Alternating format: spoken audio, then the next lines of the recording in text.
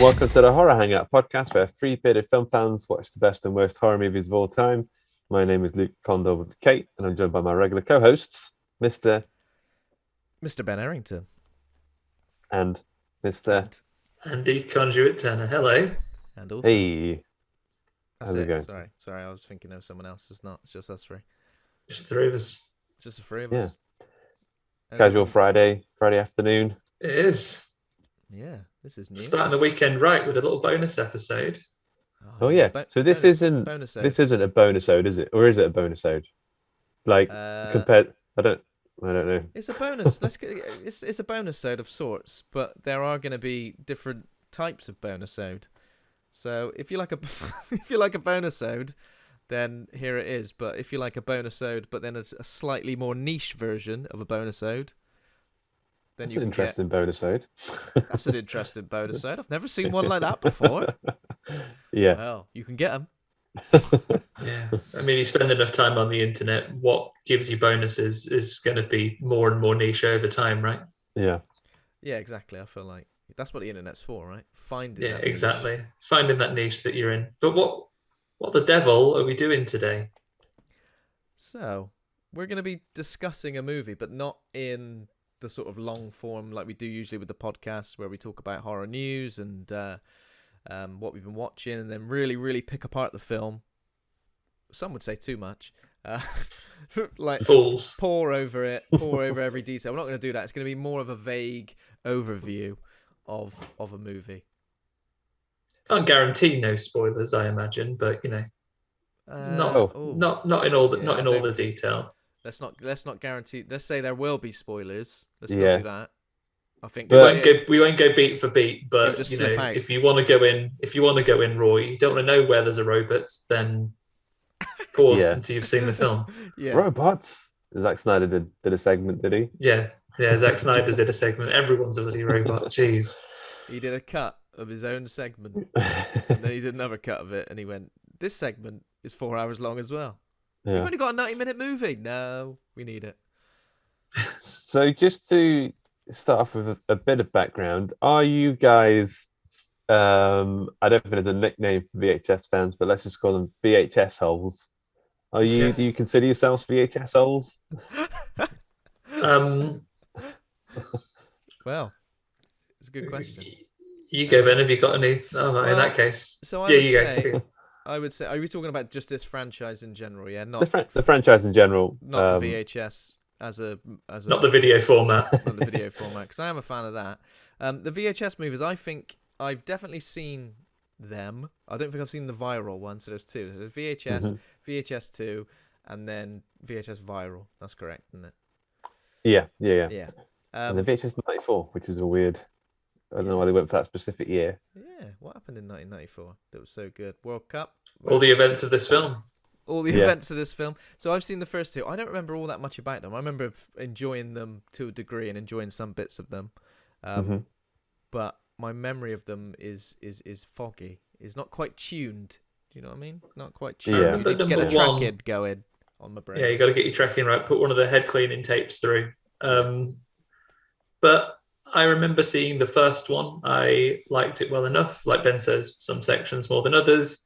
And I know I've seen, at least in passing, number 2, but I couldn't tell you much about it. I think it was one that I put on late at night or when my back was actually turned and I just heard some of it, for example. That's interesting. How about you, Luke? Are you a big VHS hole? Pretty big VHS hole. I think I just really like anthologies in general. And I think I've got a real soft spot for low budget found footage horror movies that are kind of crappy. Like there's something about that crappy quality that I just find quite dangerous and quite fun. So the VHS 1 has a few good segments. It's got the kind of vampire lady who kind of takes a guy up into the sky. That was quite good. VHS 2 has the segment Safe Haven, which most people will say that's the best segment of all the VHS movies, even including the new one, which I think was co-directed by Gareth Evans and Timo Tjahjanto. I don't know how to pronounce that, Tjahjanto. Who Timo did the robot one in this one. And then VHS Viral is not the best. But it does have a couple of good segments. There's one by the guy who directed Collateral, and Time Crimes, if you've ever seen those movies. Okay. It had a weird segment of a guy going into another dimension and finding the other version of him. Oh no, finding the other version of his wife who's got like a weird sex organ. It's pretty bonkers. But I enjoy these VHS movies for that reason. Like you can do weird stuff in these little sections. You can do something a little bit out there. Yeah. This one, and then it disappeared. There was no VHSs for a long time. And then Shudder, I guess, saw a big old gap in the market, and we're like, we need some found footage anthology movies. And here we go. So when was VHS Viral released? 2014. So a significant gap between this new one and the last one. And now they're back, baby. Yeah. now they're back, baby. I think most of the people involved have kind of done bigger and bigger stuff, right? Simon Barrett, he directed the Empty Chair one. This one, he worked with the guy who did The Guest, and You're Next. He wrote those movies. Okay. David Bruckner, he obviously did The Ritual. So a lot of these people, and Timo Tjahjanto, he did that The Night Comes for Us, which is like this batshit insane action movie. Oh yeah. So they've all gone on to do more stuff then, and it's all exactly. It's all just like a nice little thing from now what are becoming quite well-known creators. Yeah, quite established. So this feels like a kind of getting the band back together sort of vibe. And I think one of them is directed by Timo Tjahjanto as well, isn't it? So he's gone. Come on, do another one. Yeah, get back in. That'd be nice. Just get back and do an old anthology. Just have fun doing like a little short thing. And I know for little lower budget productions, there's still some good stuff to be had here. Yeah. I don't think it's completely successful, but like all anthology movies, that's kind of what you get. That's really the joy of them, right? We did the same with your big names. It was just you and I, right? When we went through Creepshow, it's the same, right? There's little sections that are going to work or not work for you so much. Speaking of which, are we going to cover the wraparound story? Because with VHS, we always get the kind of setup that there is a story within the film that introduces the other tapes, right? And this is they're all pretty bad. I find the wraparound story to be a bit like that was my moment when I kind of lost my attention and I was kind of waiting for the next one rather than being genuinely interested in the wraparound story. I found it a bit, I don't know. Yeah, I just wasn't convinced. The wraparound bit, and I think mostly it was the dialogue for me in the wraparound bits. Nothing to do with the performances or anything. It's just I found the dialogue of the people quite obnoxious. I'm like, come on, be a professional. If you're a policeman. It's got that kind of vibe of someone. It's like my first low budget horror movie. My first wraparound story for a major anthology. Okay, so there's guys and they watch a program, and then when it cuts back, their eyes are bleeding. Oh, your eyes have come out, and if you're incidentally in there, Mrs. Bragg's boys. Yeah, get them. Yeah, and I don't know. It wasn't very original, and I think it really made that much sense, but they never need to. But I think this is the worst wraparound. The viral one was okay, and the others were all kind of okay, I guess. But the first one was the burglars, isn't it? And they just go, "Have you ever watched this video?" There's like dead guy in the house somewhere. Yeah, but this one was like a big old, the big warehouse full of people with their eyes out, having watched those videos. So was it supposed to be that just these videos were some of the videos that were playing in that warehouse? It wasn't like I think so. Yeah. So we're getting to see. I mean, did your eyes not melt when you watched? I mean, mine did. I protected myself. I was ever so close to the TV. Myself. Yeah, I watched it on my phone as the filmmakers no doubt intended. No, they intended it to be watched on a Game Boy. Yeah. I watched it on my phone, but it was fine. Like actually, and for one of them, it was still pretty scary when I was watching it on my phone.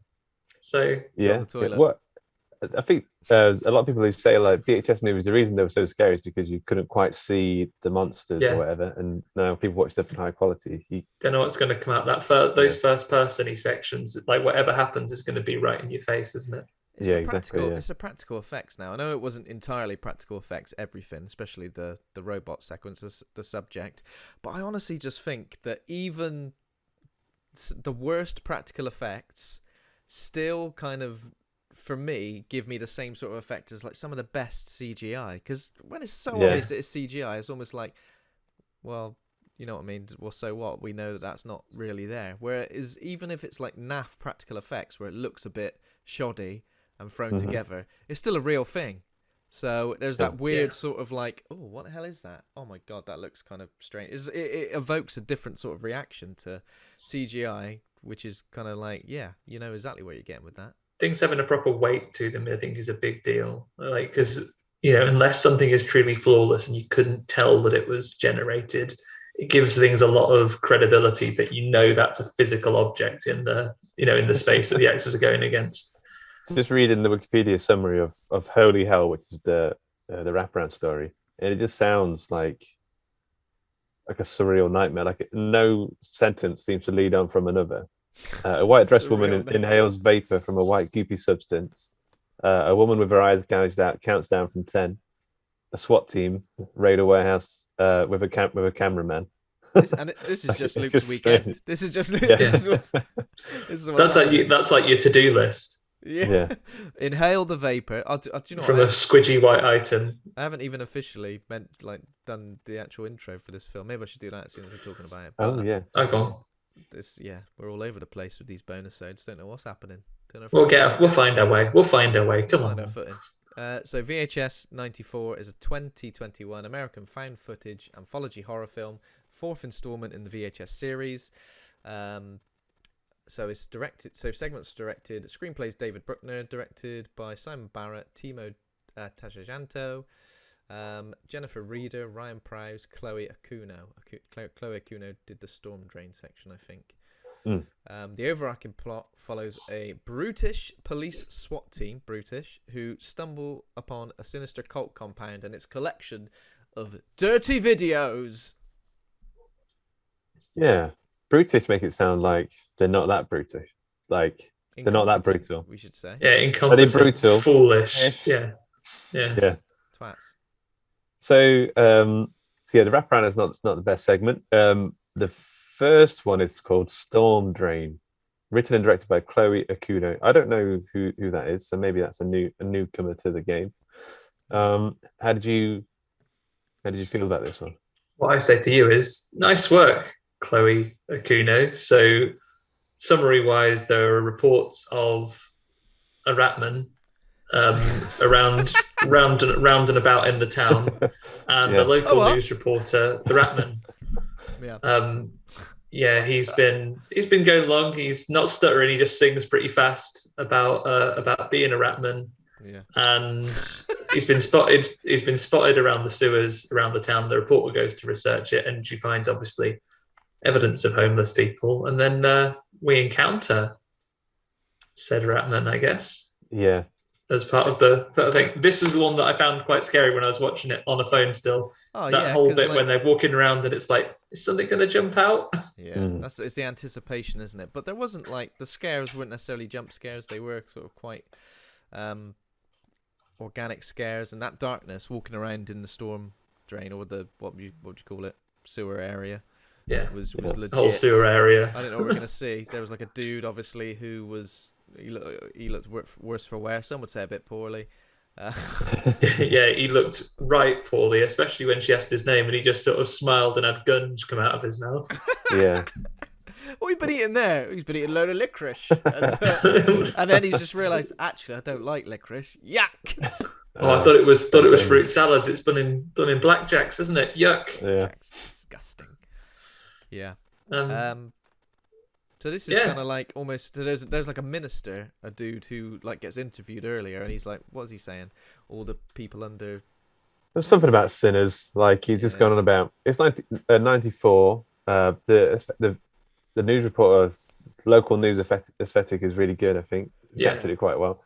It also keeps like channel hopping to like a QVC You get to a Style. QVC, that's one of the sections it's listed as like the veg masher is just a section that someone did. Somebody directed that segment. What do and we do for a veg masher? But we do the we see the reporters in the studio, we see the news anchors talking about it, and we have a return to that at the end as well. What did you think of the Raatman himself? Splinter. Yeah, he looks pretty good. It was like a ratty xenomorph, wasn't it? Yeah. I saw a picture on Instagram, I think, of the actual creature out in daylight. It's quite good. It's going about his normal day-to-day business. He's just in outside. Oh, is Starbucks. it like he's like papped outside the start, like having a smoke outside the thing. Things aren't going too well. Rumors of divorce. Yeah. I really like the design. So there's a reporter and the cameraman, right? And then they put the cameraman his head next to like an open drain thing, and then the Raatma comes out and like gozzes on his head. Yeah, gobs on him. And then he gets really poorly. Yeah. If a Raatman gobs on your head, if you don't meet those specific criteria, which we never understand, it'll make you right poorly. You'll have to go to the hospital. It is weird because it's not like just a monster movie where it's just like, oh, they're running away from a creature that's going to attack everyone. They're like worshipping it, and also people like join for some reason the news reporter joins the cult dead easy. Yeah, he's like, oh, I'm convinced. Maybe that was the effect the gunge had on her. It made her love the Raatman's world now. I mean, to be fair, Raatma's he's pretty interesting looking. Do you know what I mean? Like, I think I'd join a cult if he was knocking about. I think he's on next year's Celebrity Big Brother as well. I'm just not into organised religion. I'm quite happy that a Raatman is an interesting thing, but as soon as that guy is talking about sinners, I'm like, oh, give it a rest. Can't it just be a cool Raatman? Can't we just enjoy the Raatman and everyone just appreciate the Raatman? It doesn't have to. It doesn't have to be about God and sinners, mate. It can just be a Raatman. Come on. Yeah. And it ends with her back in those priests always going on about religions. What did he call them? Anchor. She's an anchor. Yeah, she's a news anchor. This bit was a bit like the end of The Howling, wasn't it? It reminded me of where standard television programming, and then suddenly someone loses their shit and reveals himself to be some sort of evil. What happens? So she gobs on the other news anchor, and his face comes off. Yeah, slips right off.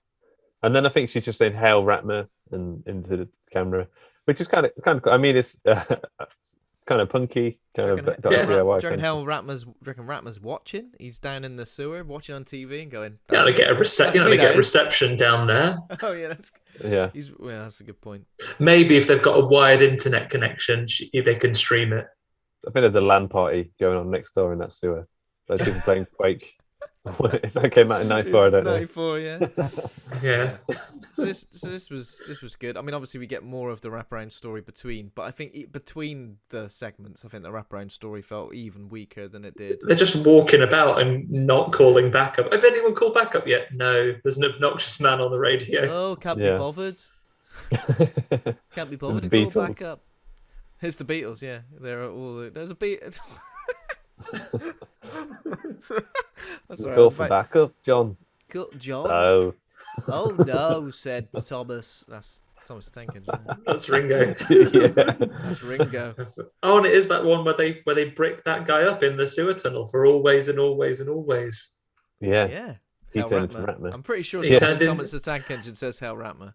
And he does. If you think about it, the texture of Raatman's face it is a bit Thomas the Tank Engine-y. We've clocked it.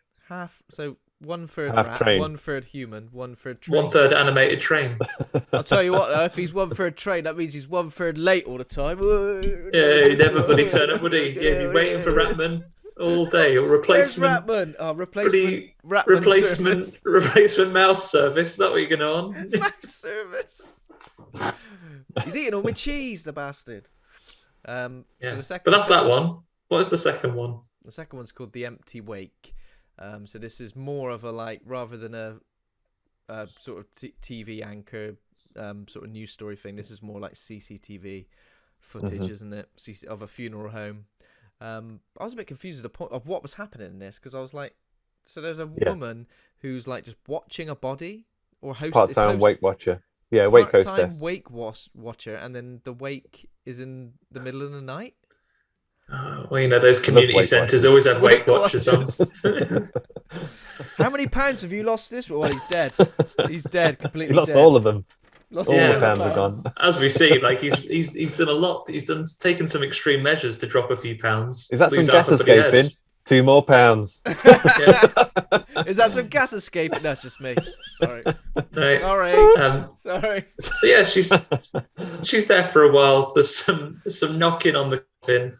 She phones up the worst, but well, for a second, oh no, he's turned it around because the boss is like, no, don't worry. You know, we've talked about this a lot of times. It will just be gas escaping. Just relax. Don't get yourself wound up. That's his answer for everything, isn't it? But then he's like, but after a while, he's like, but, you know, don't bother phoning here tonight again. If you do, I'll fire you. It's like, I quit, mate. But bosses weren't what they are. Like in the 90s, obviously bosses were real shit. Yeah. Yeah, they were. Everyone is that. We all know that. So you've got to. I mean, I didn't have a boss in the 90s. I was a kid, but I imagine if television's taught me anything, they're always coming round for dinner unannounced. Yeah. I didn't have a boss in the 90s. I was my own boss, all right? Andy, tea time! All right! Come in! It's the other Michael time Myers person you have to do what they say. Yeah, it's Mike Myers coming down the stairs. So there's a storm, so no one can turn up for the wake. So all the sandwiches and mini pizzas aren't going to get it. And she's on the phone to like a friend, I think to like keep her company because it's spooky being next to a dead body. But then like just like noises from the casket. I think the casket kind of bumps to the side at one point. It's a bit of a slow build, and then I think it just topples over and. Yeah, he comes out. The one visitor comes, a fella comes and has a speak to him in another language, and then leaves, and then has chained her in so she can't leave. Yeah. Oh, yeah. Must have missed that point. Yeah, he's chained her in. Is it like whatever he said is sort of activated? Okay. Almost the magic, almost like Winter Soldier style. Yeah, he comes in and says, "Abracadabra, come alive," and he does. The Open sesame. Yeah, the coffin's fallen over, and there's horrid old zombie there, but he's taken Weight Watchers seriously, and he's had the top half of his head off to lose a bit of weight. Yeah. So our hero, 2 back and sides. Yeah, a little bit off the top, please. Which he's gone for a pretty -10 on the top. Sure, back and side. That's too much. I look ridiculous. So she realizes she can't. That the zombie is a zombie. Or something similar. Can't hear her, or can't see her. So as long as she doesn't make any big old din, then she'll be fine. Then she proceeds to make quite a bit of noise. She does it with a remote to put some like noise distraction on. She's proper like Solid Snake in this situation. She's creeping around. Oh, but then and as soon as this is another bit, like it's some nice tension here. There's some real good tension. But as soon as she's standing next to the severed part of the head, straight away mine is like, you're gonna have a look in a minute, aren't you? It was obvious. So what happens? So there's like a tornado. Well, not too much. Yeah. The tornado breaks into the. It's a pretty cool effect, actually, to think of it. The tornado breaks everything. I think maybe that's what lets them out. She gets got and the eyes see her, and then. Although that being said, would it be like if you're there's no way for you to test this, guys. So, you know, if your head was separate from your body and your eyes saw something, that doesn't help your body find it because you don't know where your head is. They messed up. They needed the mouth over here to kind of guide the body. Then again, how does the body hear without any ears? It's got a bit of an ear in it. I think because she says that it has to. As long as she doesn't make a noise, it won't find her. So the eyes look, and then instantly he knows. Oh, of course, I recognise that part of the room from anywhere. I'll find my way over. But he gets her, and then we see her. We assume as a zombie now, heading on out. Yeah, heading on out to cause a bloody zombie apocalypse out there, and it all. No one will be out. It's raining. That one was. There's always weird people out in the rain, milling about. Yeah, I don't trust people who say, "Oh, I love being in the rain." That makes no sense at all. Or people when say they like it just when it rains in general. I quite like I it just when it rains. no, Like, unless you're in no, unless like you're maybe inside, like all tucked up. You know, Yeah. I don't mind like rain noises, but there's like YouTube videos for that and music. What about when it don't rains need and that. someone says, "Oh, we needed it though. Oh, we needed Oh, good, it. good, Oh, the good for the garden garden. needed it." Good for the garden. Good for the garden. The Dry garden out, needed it, I no? guess. Yeah. Yeah, it's nice when it rains when you haven't got to go somewhere, or it's nice when it rains just a little bit when you're planning to go to Alton Towers or something, because then it puts off all the week. Yeah. You go into a theme like park that. and it rains just a bit. I'll take that. Although, Yeah. if it rains actually a lot, then like there's no one there, so you get to go on the rides a lot. Yeah, so you get to go on the rides. You just get to be incredibly miserable and cold while you do it. But I'll take it over standing in a sweltering hot queue, I guess. It's like people who say that they love, like, I like summer and spring. I understand it gets a bit hot, but people say, "Oh, thank God it's October," or "Thank God it's autumn," and then they show you pictures of like amazing, crisp, like bronze days. Mhm. No, in England, 99% of the time it's just grey. Yeah. Like it's just everything's wrapped in like dirty cotton wool. Like it's To be fair, horrendous. though, I'm so pale that I just can't function in the summer. I feel like I'm Yeah. never fully I'm at my no good in at my the summer. peak. I'm never at my peak. I'm always Yeah. like just sort I of think- trudging along. Late summer or early spring. I mean, that's quite nice Yeah. because early spring. We'll get back onto the movie in a sec. But early spring, like that's when like the coldness is finally going and like the sun's Yeah. out and Yeah. it's nice. Hmm. Anyway, so Good Empty times. Wake was pretty good. I think it was okay. Yeah. I liked that. Empty Weight was all right, but so the next section, there's not even any point talking about the wraparound stuff because just some more some more TV stuff, and now we're in a laboratory, and this is like a POV sort of shot. So at least the sort of perception for each segment is different, which is good. Very I think interesting. this is the most ambitious one. Out Yeah. of the bunch. Yeah, definitely. And I think it gives you the most sort of character as well. You know. Yeah. This is an Indonesian film, right? It's in Indonesian. Yeah. So there's like a little prelude to it where a man wakes up, his body's gone, as it happens, and they've done that thing to him like Kenneth Branagh in Wild Wild West, where he's just a head. Well, I think I think he's a torso, but he's on like On a robot spider as well. He's on Yeah. he's on a robot spider. They've turned him into like a spider mastermind from Doom. Yeah, but then It doesn't work. He catches fire, and someone puts him out, and that's it, dead. But yeah, so basically there's a deranged, well, we call him deranged, maybe he's brilliant, scientist who's creating like mechanical human hybrids using like people he's kidnapped as guinea pigs, and it's from the POV of a certain test subject who we understand is a young woman. So we don't really see what's happened to her for quite a while, but we see that there's a bloke restrained, isn't there? And there's like a woman as well. What was he doing to the woman opposite? He's just doing these experimenting, but he's mostly experimenting on her, right? And then he talks at this point of what he's trying to do. He's like, "Yeah, fusing man and machine. That's my job." Yeah, I Robocop. think maybe we get a bit of we find out there's a girl missing. Yeah, I don't know how early on that is.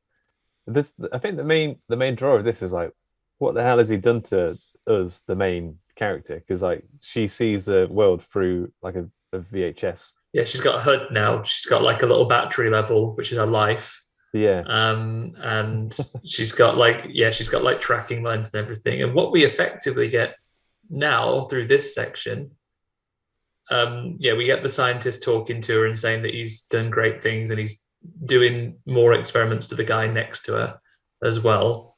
Then the soldiers come in. They're mean old soldiers. They shoot him up, and then they're starting to clear everything out, and we get Doom. Pretty much, yeah. Well, the Frankenstein guy has said like he's laid a trap so no one can get out, and then his other big monster. It reminds me of I don't want to spoil Resi, but it reminded me of a certain Resi thing. It reminded me of that, yeah, definitely. Yeah, 100%. like late Resident Evil 8, right?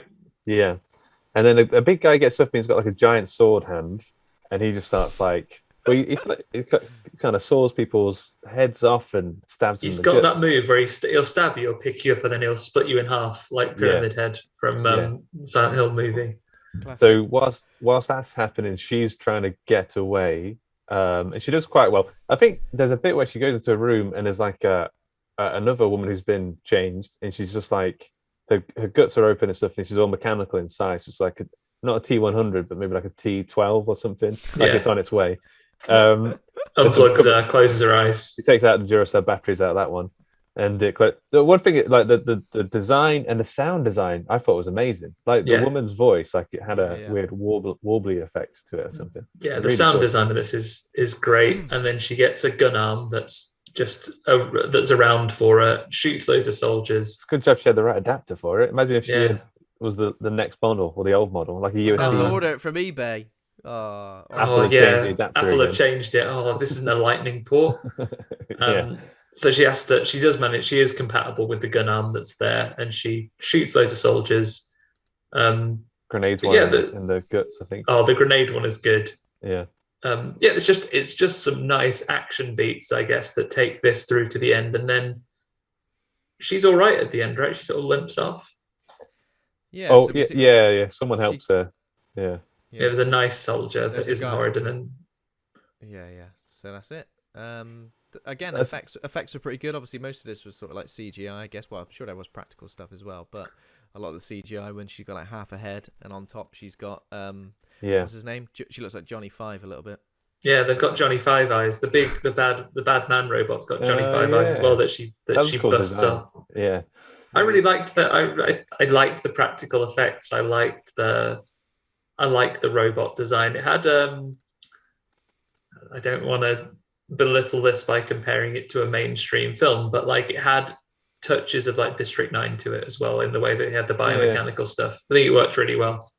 A bit of Tetsuo the Iron Man in there as well. But I would like to see, I could see this as a feature. I think it's just fun, a really cool, fun premise, and quite original as well. I don't think I've seen anything quite like this before done on screen. Yeah. And then it's the last one. Terror. The last one. Written and directed by Ryan Prows. I don't recognize that name. This one was interesting.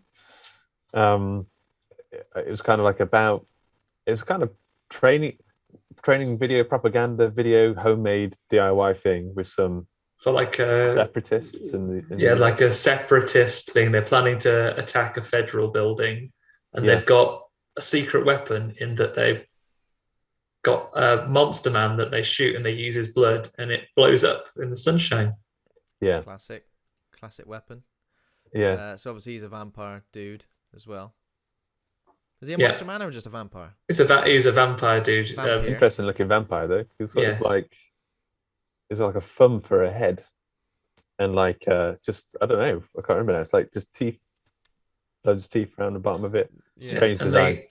He's a bit like the Jack in the Box from Krampus face. Yeah. And they're using his blood, and they inject it into a little bunny and explode it. And their plan is they're going to use this as a weapon to take out this federal building. But then, flaming galahs, they get pissed up the night before they're gonna do it, and it all goes wrong. Yeah, and then it's just like a monster move. There's a monster in the cabin. They're all trying to kill it, and I mean, they're obviously like some form of extremist militia group, aren't they? So seeing them get their comeuppance isn't Four Lions vibe as well. You know, like of course. And doesn't this tie in? People. Isn't one of the policemen that's given them like all these guns? Isn't he one of the SWAT team? Wraparound. Yeah. A little bit of a cheeky crossover there. Okay, I didn't notice that, but it ends a bit weird. I mean, surely. I mean, I guess we're not. Are we doing spoilers? I don't know. Yeah, we've touched on spoilers. So the vampire gets his, because they've been killing the vampire every day, and it seems to be a very painful experience for him. And so he gets annoyed. Revenge. Yeah, he's well annoyed. He grabs the guy at the end and then opens the window so that he explodes and kills the main guy. But I just thought, wouldn't he just want to get away? If he's like a crazy evil vampire, I would have thought he would have just killed the guy. Maybe he's not evil. He's just sick of it. I've had enough. I'm in agony, constant agony every single day. I want to die. Shooting the head all the time. Yeah, so it was good. I enjoyed that one, and that's it really. It's just a couple of nice little shorts that cover there's some good stuff there. I think the terror one it took that one longer to click with me, especially coming off the robot one, which is visually striking really early on. It took a while for that one to click. But then once you understood what they were doing, you kind of get drawn into it a little bit more. And then the last few minutes of it are just kind of all out action. Yeah. I mean, how would you rate these shorts in, like, do you have an order? Oh, well, like in an order of how much I enjoyed them the most? Yeah. I think the subject was probably my favourite, because I think I had a lot more going for it in terms of... Was it the longest one? I didn't even really take... It felt like, I think it was the longest one. Yeah. It was a close run thing, though. I think they're all roughly of equal length. In terms of world building and like something, you know, I could definitely watch more of this or feature length or something like that. I think the subject was my favourite. Raatma, Storm Drain was probably my second. And then The Empty Wake and Terror were kind of like a toss-up. They were quite close for me. Maybe Terror just about. I wasn't particularly into either of them, but the other two I was really into. So I think I'd go the exact same order, Ben. So same as well. Yeah. So Robots, Raatman, and then Terror, and then the Empty Wake. Just because I think escaping. Zombies are what is essentially a zombie movie. Like it's so much more difficult to do something that's unique with that now, because they spent the early 2000s being in really heavy rotation, right? Mm-hmm. And then of course several other things, you know, just doing your taxes and stuff, and then the police thing. Yeah. So how would you rate the film, like in general? Like if we're going to do an A to F? Difficult, rating? isn't it? It is difficult.